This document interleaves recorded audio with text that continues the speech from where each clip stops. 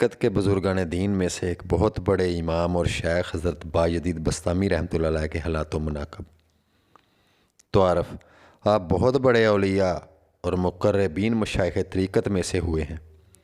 اور ریاضت و عبادت کے ذریعے قرب الہی حاصل کیا اور احادیث بیان کرنے میں آپ کو درک حاصل تھا۔ حضرت جنید بغدادی رحمۃ اللہ علیہ کا قول ہے کہ حضرت بایزید بسطامی کو اولیاء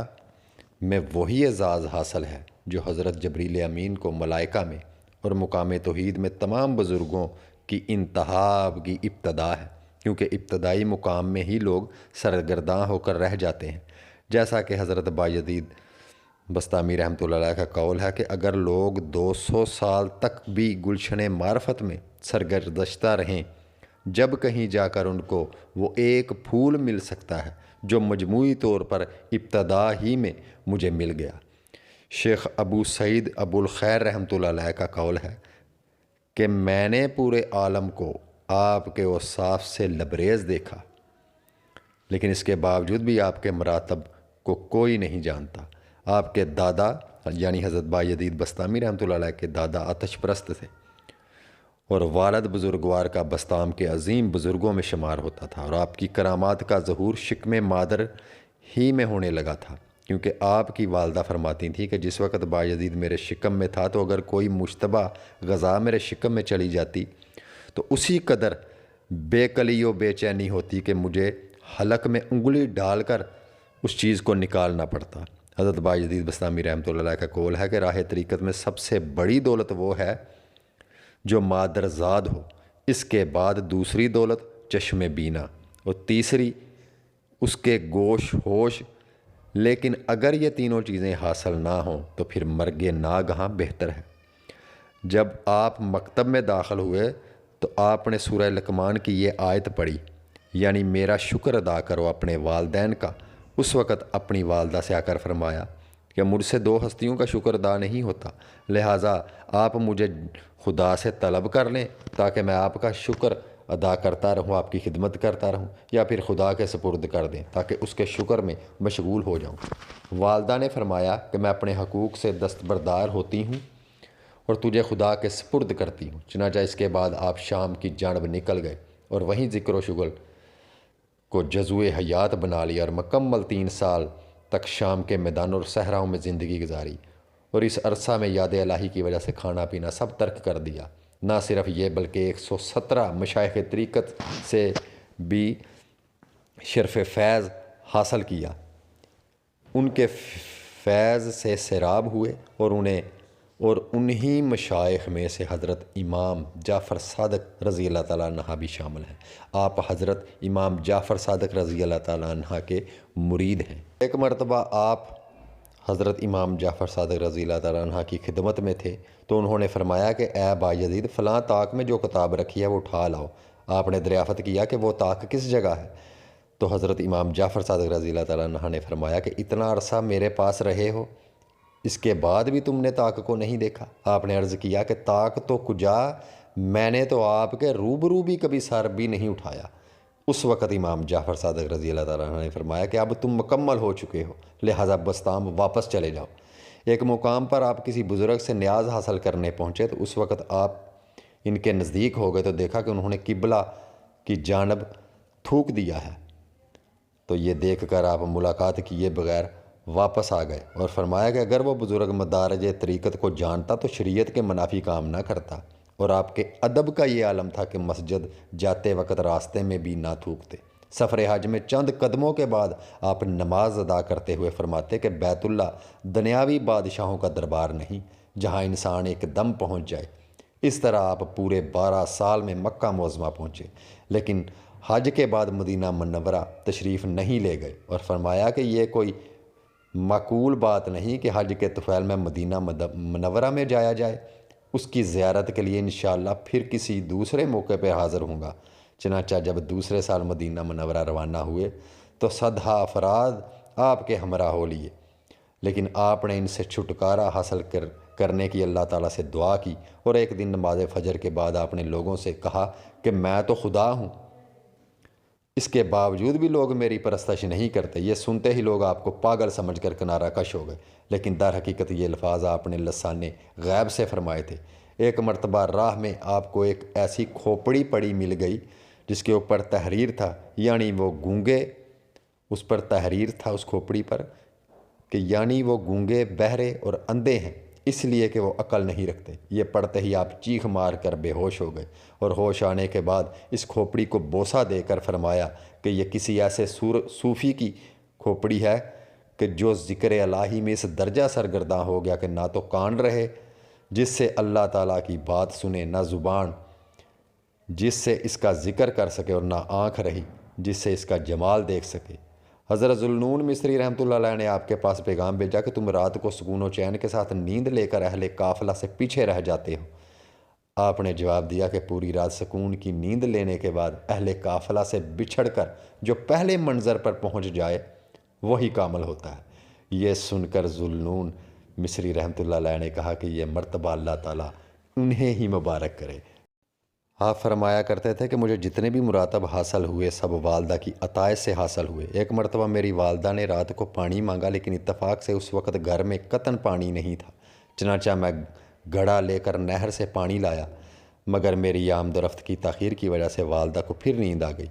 اور میں رات بھر پانی لیے کھڑا رہا، حتیٰ کہ شدید سردی کی وجہ سے وہ پانی آب خورے میں منجمد ہو گیا۔ اور جب والدہ کی بیداری کے بعد میں نے انہیں پانی پیش کیا تو انہوں نے فرمایا، تم نے پانی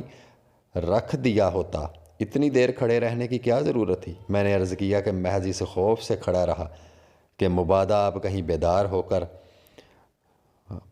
نہ ہو جائیں اور آپ کی نیند میں جو ہے وہ خلل نہ پیدا ہو اور آپ کو تکلیف نہ پہنچے۔ یہ سن کر انہوں نے مجھے دعائیں دی۔ اسی طرح ایک رات والدہ نے فرمایا کہ دروازے کا ایک پھٹ کھول دو، لیکن میں رات بھر اسی پریشانی میں کھڑا رہا کہ نامعلوم داہنا پھٹ کھولوں یا بایاں پھٹ کھولوں، کیونکہ اگر ان کی مرضی کے خلاف غلط پھٹ کھول دیا تو حکم عدولی میں شمار ہوگا۔ چنانچہ انہی خدمتوں کی برکت سے یہ مراتب مجھ کو حاصل ہوئے۔ آپ فرمایا کرتے کہ میں نے 12 سال تک نفس کو ریاضت کی بھٹی میں ڈال کر مجاہدے کی آگ سے تپایا اور ملامت کے ہتھوڑے سے کوٹتا رہا،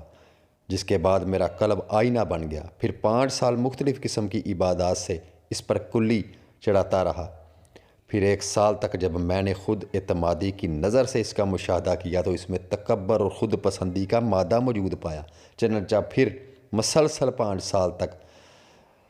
دوبارہ محنت کی اور اس کو اس چیز سے آزاد کیا۔ اس کے بعد اس کو مسلمان بنایا، اور جب اس میں خلائق کا نظارہ کیا تو سب کو مردہ دیکھا اور نماز جنازہ پڑھ کر ان سے اس طرح کنارہ کش ہو گیا جس طرح لوگ نماز جنازہ پڑھ کر قیامت تک کے لیے مردے سے جدا ہو جاتے ہیں۔ میں نے اپنی تمام خواہشات پر اسی طرح وہ جنازہ ادا کیا۔ پھر اس کے بعد مجھے واصل علی اللہ کا مرتبہ حاصل ہو گیا۔ آپ مسجد میں داخلے سے قبل دروازے پر کھڑے ہوئے گرہ آزاری کرتے رہتے تھے، اور جب وجہ دریافت کی گئی تو فرمایا، میں خود کو عورت کی طرح نجس تصور کرتے ہوئے روتا ہوں کہ کہیں میرے داخلے سے مسجد نجس نہ ہو جائے۔ ایک مرتبہ آپ سفر حج پر روانہ ہو کر چند منزل پہنچنے کے بعد پھر واپس آ گئے، اور جب لوگوں نے فسخ عزم کی وجہ پوچھی تو فرمایا کہ راستے میں مجھے ایک حبشی مل گیا اور اس نے مجھے اصرار کے ساتھ مجھ سے اصرار کیا کہ کہا کہ خدا کو بستام میں چھوڑ کر کیوں جاتا ہے؟ چنانچہ میں واپس آ گیا۔ آپ لوگوں سے معذرت کہ جہاں پہ وہ ذکر عورت کا آیا ہے کہ میں اپنے آپ کو عورت کی طرح سمجھ رہا تھا کہ میں عورت کی طرح نجس ہوں، وہاں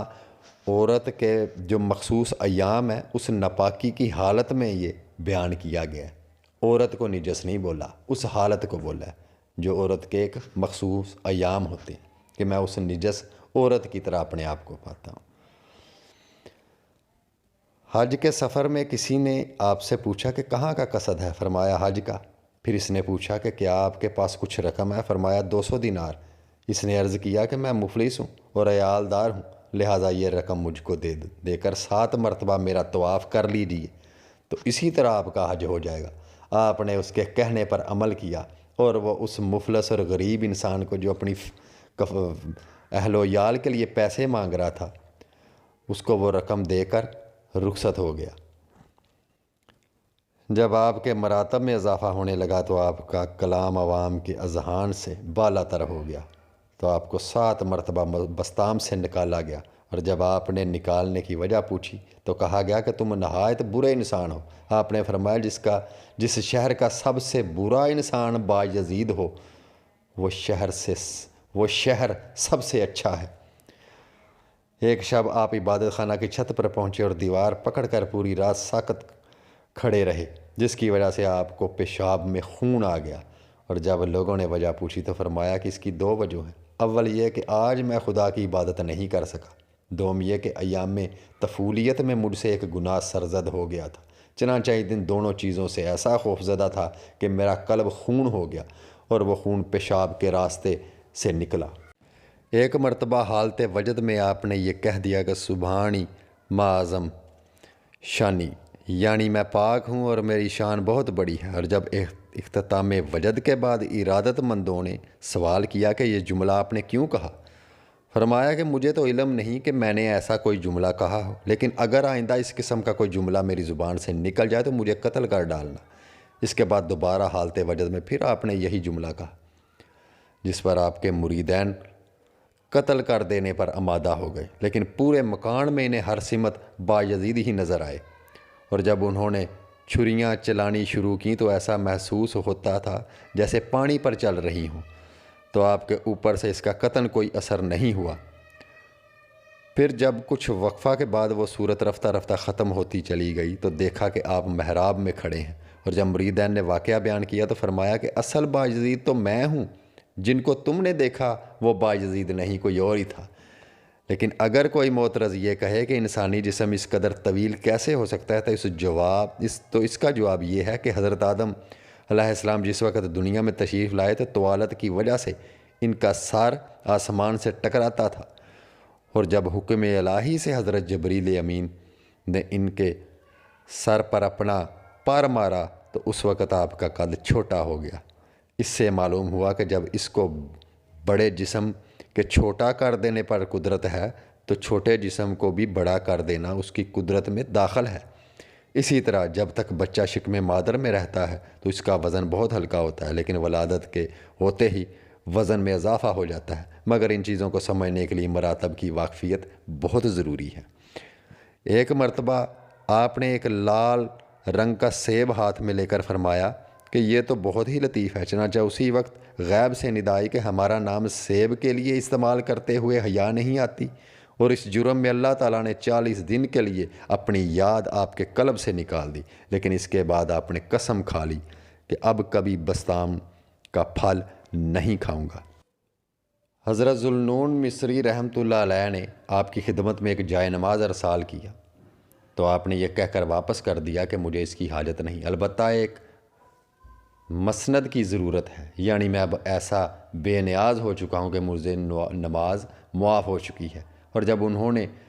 نفیس قسم کی مسند بھجوائی تو یہ کہہ کر واپس کر دی کہ جس کے پاس الطاف خداوندی کی مسند موجود ہو اس کو دنیاوی مسند کی ضرورت نہیں۔ حالانکہ یہ وہ دور تھا جب کہ آپ نہایت ضعیف و پریشان حال تھے، اور اگر مسند قبول کر لیتے تو مباح تھا،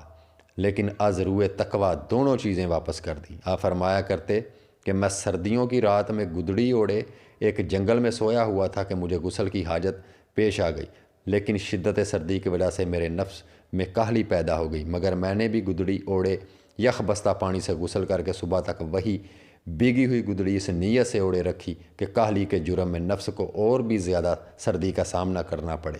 اور اس دن سے یہ معمول بنا لیا کہ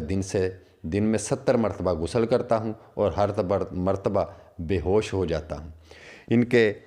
واقعات بہت طویل ہیں، فی الحال یہ حصہ اول میں اتنا ہی بیان کرتے ہیں، مزید اس کی تفصیلات جو ہے وہ دوسرے حصے میں انشاءاللہ وہ ضرور آپ کے جو ہے وہ سامنے پیش کروں گا انشاءاللہ۔ اللہ آپ سب کو جزا دے۔